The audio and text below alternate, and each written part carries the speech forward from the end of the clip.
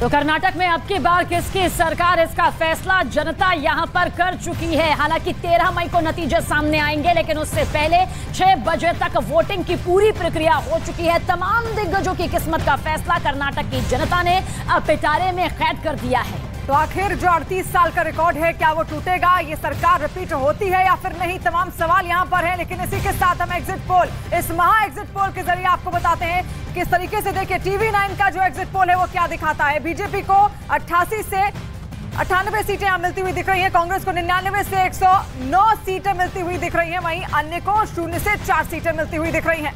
देखिए, 3 सबसे बड़ी पार्टी है बीजेपी, कांग्रेस और जेडीएस।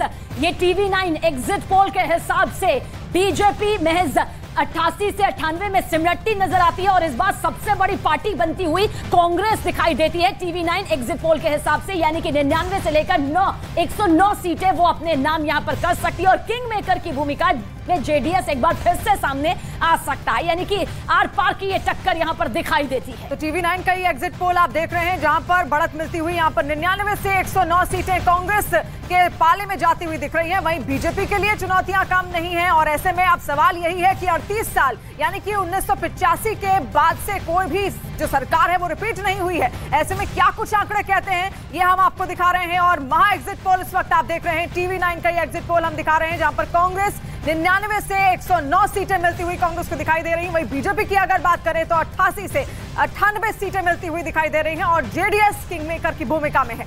और बहुमत किसी भी सरकार को यहां पर किसी भी पार्टी को मिलता नजर नहीं आ रहा है। पिछले आंकड़ों को आप याद करेंगे तो बीजेपी सबसे बड़ी पार्टी बनकर उभरी थी।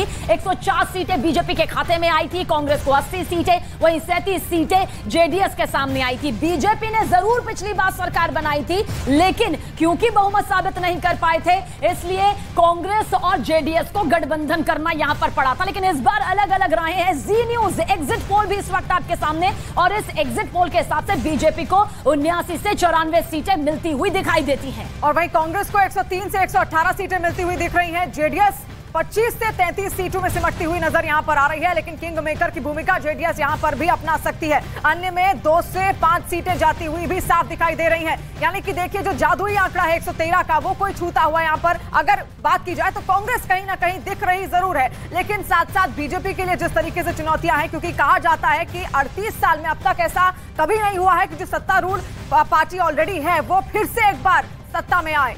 और पिछले बार की सियासत इस एग्जिट पोल के हिसाब से आप समझिए, जहां पर बीजेपी के BS येदियुरप्पा ने जब इस्तीफा दिया था क्योंकि सदन में बहुमत नहीं साबित कर पाए थे, तो कांग्रेस और जेडीएस की सरकार जरूर बनी थी। गठबंधन की यह सरकार ज्यादा दिन चल नहीं पाई थी, बगावत हुए और कांग्रेस और जेडीएस के कई विधायक सीधे बीजेपी के खेमे में चले गए और एक बार फिर से बीजेपी की सरकार यहां पर बनी थी। रिपब्लिक एग्जिट पोल का भी डेटा इस वक्त आपके सामने, जहां पर रिपब्लिक एग्जिट पोल के हिसाब से बीजेपी को 85 से 100 सीटें यहां पर मिलती हुई दिखाई देती हैं। और कांग्रेस की बात करें तो 94 से 108 सीटें मिलती हुई दिख रही हैं। अन्य के खेमे में 2 से 6 सीटें जाती हुई दिख रही हैं और जेडीएस 24 से 32 सीटों में ही सिमटती हुई यहां पर जरूर दिख रही है। लेकिन देखिए, जो जादुई आंकड़ा है 113 का, उसके आसपास कोई फिलहाल भटकता हुआ नहीं दिख रहा है। हालांकि पूरी जोर आजमाइश की गई, जिस तरीके से लगातार रैलियां कांग्रेस हो चाहे बीजेपी हो, हर कोई वहां पर मेहनत झोंकता हुआ जरूर नजर आया। लेकिन ये रिपब्लिक एग्जिट पोल हम आपको दिखा रहे हैं, जहां पर कांग्रेस 94 से 108 सीटें उसको मिलती हुई दिख रही हैं और बीजेपी यहां पर 85 से 100 सीटें बीजेपी को मिलती हुई दिख रही हैं। हालांकि जनता जानती है कि आखिर उन्होंने किन मुद्दों को लेकर आज वोटिंग की है।